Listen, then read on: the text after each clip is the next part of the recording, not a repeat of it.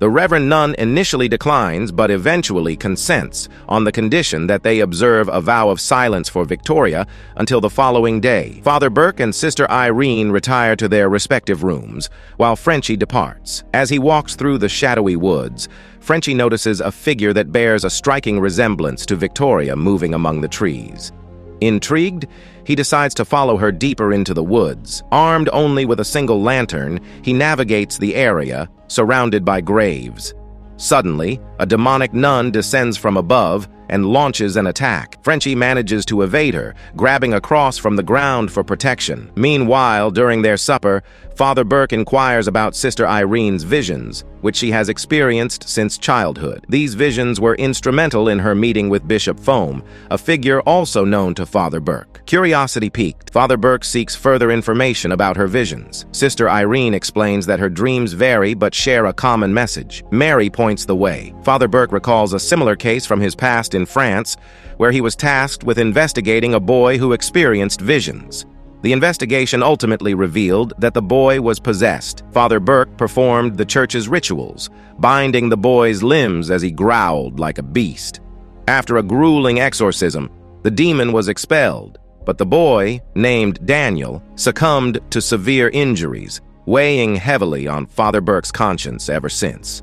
Later that night, Father Burke is awakened by the sound of haunting music.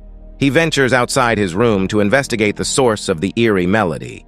While checking Sister Irene's room, a phantom figure of a boy rushes past him. Father Burke pursues the spectral apparition, but his view is obstructed by hanging fabric.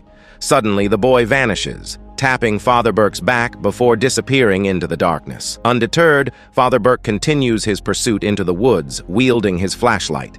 He soon encounters the boy, who bears an uncanny resemblance to Daniel.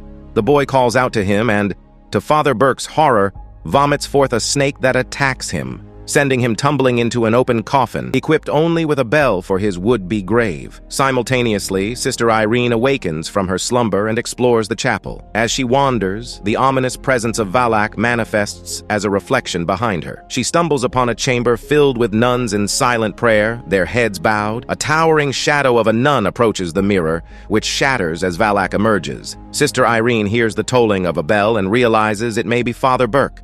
She hurries towards the sound, but other graves' bells begin to chime in unison. She eventually locates Father Burke's burial site and begins frantically digging to free him. As she digs, Father Burke, inside the coffin, ignites his lighter to illuminate the darkness. Suddenly, a demonic hand emerges, attempting to pull him back into the abyss.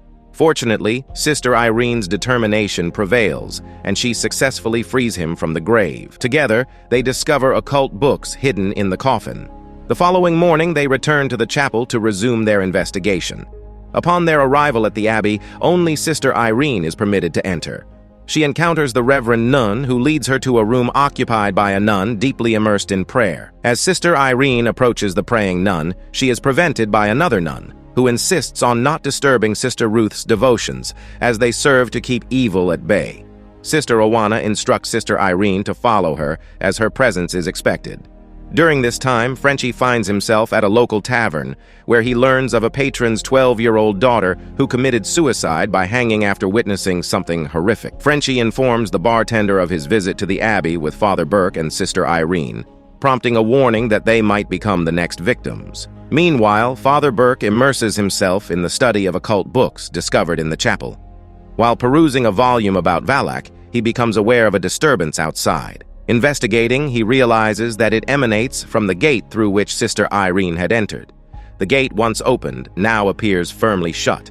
Sister Irene is trapped inside with no apparent means of exit. The abbess appears to Father Burke, informing him that there is no alternative entrance.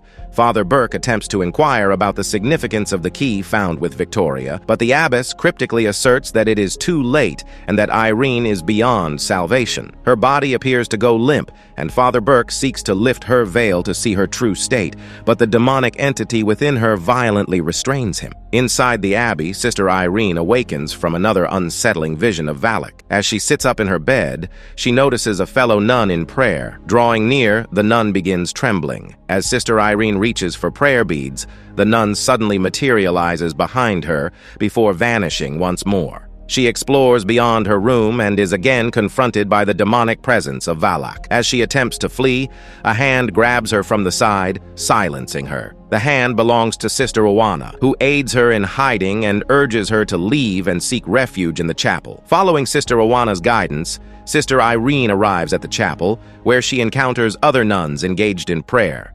Next to them lies a shrouded body on the floor. Curiosity compels Sister Irene to unveil the body, revealing it to be the corpse of Sister Oana. Simultaneously, Father Burke contends with the relentless onslaught of the demon-possessed Daniel. A group of nuns enters the chapel and joins in prayer, their devotions paralleling Sister Irene's. Suddenly, a malevolent force disrupts their prayers, flinging the nuns in all directions. Meanwhile, Father Burke makes his way into the ice house, where he descends a flight of stairs. There, he notices a bell being drawn inexorably toward an icebox. An undead, demonic corpse emerges from the icebox, attacking Father Burke. Fortuitously, Frenchie arrives, brandishing a shotgun and rescuing Father Burke from the clutches of the demonic entity. As Sister Irene continues her prayer in the chapel, the demon carves a pentagram into her back. Undeterred, she persists in her devotions until she hears Father Burke's voice calling out to her. Turning around, she opens the door to admit Father Burke and Frenchie. She explains that they have been praying together to ward off the evil presence. However, Sister Irene soon realizes that she is the sole one engaged in prayer, while the other nuns were mere illusions. She also discovers that the body of Sister Oana, which she had uncovered earlier, is nothing more than a decomposed corpse. As they converse, the corpse unexpectedly springs to life, launching an attack on Father Burke, wielding a cross as a weapon. Father Burke undertakes an exorcism to rid the body of the demon's possession. The trio regroups, realizing that Victoria's suicide was an act of self-sacrifice intended to prevent Valak from taking possession of her body and causing further terror. They embark on a perilous journey into the catacombs beneath the abbey in search of the artifact containing Christ's blood. Sister Irene interprets the phrase "Mary points the way" as a clue, leading them to a statue of Mary that seemingly indicates the path to the artifact's location. Their hunch proves correct, as they discover a vial containing the precious blood, unlocking its chamber with the key belonging to Victoria. As they proceed further, they come upon a foreboding door bearing the ominous inscription, "God ends here." They enter, determined to unravel the mysteries within. While exploring the dark depths, they become separated from one another. Irene is pursued by faceless nuns, and she is eventually locked inside a room. Upon hearing Sister Irene's screams, Frenchie rushes to her aid. He confronts the door blocking her path, firing his double-barrel shotgun to force it open. To his shock, the room is filled with people, their heads concealed by blood-stained cloths. In his frantic search for Sister Irene, he finally locates her, but is met with a terrifying revelation. Sister Irene has been possessed by the demon. In a desperate act, Frenchie employs blood to liberate her from the sinister grasp of Valak. Valak retaliates, unleashing a malevolent force against Frenchie. Simultaneously, Father Burke faces another encounter with the demonic version of Daniel. As Valak's grip on Sister Irene tightens, she manages to spit blood in the demon's face, banishing Valak back to hell and sealing the rift. With the evil vanquished, the trio departs from the abbey. Irene inquires about Frenchie's real name, to which he reveals it as Maurice. However, as they continue their journey, a disturbing revelation becomes apparent. An upside-down cross is branded into the back of Maurice's neck. The movie concludes with a scene from the first Conjuring film, set in the present day. Carolyn Perrin watches Ed and Lorraine Warren conduct a seminar, recounting their terrifying encounter with Maurice, who had been possessed and ultimately took his own life.